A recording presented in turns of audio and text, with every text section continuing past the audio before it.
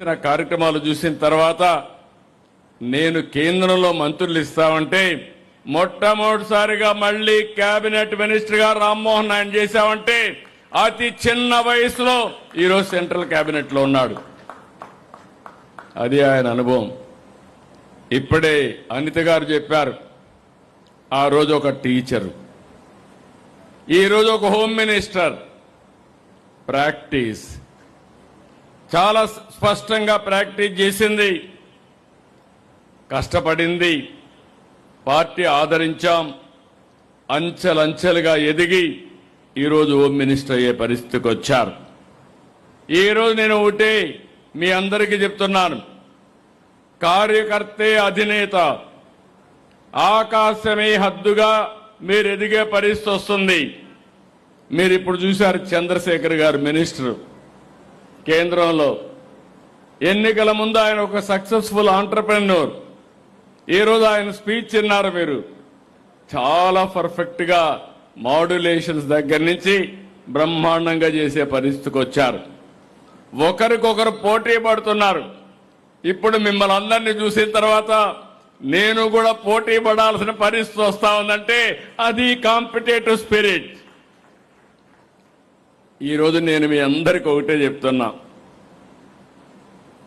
Telugu Desam party కార్యకర్తల party. ఈ విషయం అందరం గుర్తుపెట్టుకోవాలి. నేను ఎన్నోసార్లు చెప్పాను, నాయకులు వస్తారు, నాయకులు ఉంటారు, ఒకరిద్దరు నాయకులు కుప్పిగంతులు కూడా వేస్తారు, కానీ శాశ్వతంగా పార్టీని మోస్తున్నది, మోయబోయేది తెలుగుదేశం పార్టీ కార్యకర్తలే. దాంట్లో అనుమానమే లేదు. నాయకులను కాను తిరుగుతారు కార్యకర్తలు. ఎప్పుడైనా కానీ చోక జాడిస్తే మాత్రం అదే చివరి రోజు అక్కడి నుంచి పార్టీతోనే ఉంటారు. అది తెలుగుదేశం పార్టీ కార్యకర్తల యొక్క కమిట్మెంట్. దానికి మనస్ఫూర్తిగా ఆ కార్యకర్తలకి పాదాభివందనం చేస్తున్నారని మరొక్కసారి మీకు తెలియజేస్తున్నా. నిన్న ఈరోజైతే ఒక్క మాట చెప్పాం, మీరందరూ కూడా ఎండలు, మనమైనా ఇక్కడ చల్లగా కూర్చున్నారు, మీరు ఇక్కడ కూర్చున్న వాళ్ళు, మంచి ఎండలు, 46, 47, 48 డిగ్రీల టెంపరేచర్. అలాంటిది 1875 ప్లేసుల్లో ఒక్కరు కూడా కదలకుండా అచంచలమైన విశ్వాసంతో కూర్చున్నారంటే ఈరోజు రాష్ట్రమంతా కూడా మహానాడు ఒక పండుగగా చేశారు, పసుపు మయం చేశారు. వాళ్ళందరినీ మనం గుర్తుపెట్టుకోవాల్సిన అవసరం ఉంది.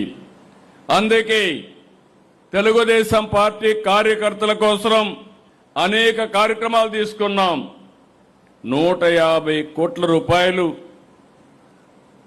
ఇటీవల కాలంలో ఇన్సూరెన్స్ ఇవన్నీ మనం ఖర్చు పెట్టే పరిస్థితికి వచ్చాం. ఈరోజు నేను ఒకటే ఆలోచిస్తున్నాను, కాస్త కోస్తో నా కుటుంబం పైన మీకు అందరికీ అవగాహన ఉంది. నా కుటుంబానికి నేను చేయాల్సిన అవసరం ఏమీ లేదు. నేను 30 ఏళ్లకు మునుపు, 35 ఏళ్లకు మునుపు మా ఫ్యామిలీకి ఫ్యామిలీ బిజినెస్ ఒకటి పెట్టించాను. నేను వాళ్ళకు 1 గంట టైం ఇస్తే అదే చాలు, గాని నా దగ్గర నుంచి ఏమీ ఆశించడం లేదని మరొక్కసారి మీ అందరికీ తెలియజేస్తున్నా. నా బాధ్యత ప్రజలు. సుదీర్ఘ రాజకీయ జీవితం, ఒక నమ్మకాన్ని పెట్టుకున్నారు. ఆ నమ్మకాన్ని శాశ్వతంగా నిలబెట్టుకోవడమే కాకుండా నాకు ఎంత శక్తి ఉంటే అంత శక్తి ప్రజల కోసం వెచ్చిస్తా. అందుకే ప్రజల కోసం ఈరోజు 2047 విజన్ తయారు చేశాం. స్వర్ణాంధ్రప్రదేశ్ దిశగా ముందుకు పోతున్నాం. నేను ఆ విషయం కూడా చెప్తాను. అదే సమయంలో ఈ విజయాలకు కారణమైనటువంటి నా కుటుంబ సభ్యులు, తెలుగుదేశం పార్టీ కుటుంబ సభ్యులకు నేను శాశ్వతంగా రుణపడున్నాను. మీ రుణం తీర్చుకునే బాధ్యత నా పైనుంది. అందుకే ఈరోజు మీరు చూస్తే నేను తీసుకున్న నిర్ణయాలు కూడా ఎడ్యుకేషన్, ఎంప్లాయ్మెంట్. ఎవరైనా మన పిల్లలకు ఇబ్బంది ఉంటే వాళ్ళని చదివించడం కానీ స్కిల్ డెవలప్మెంట్ చేసి ఉద్యోగం ఇప్పించడం.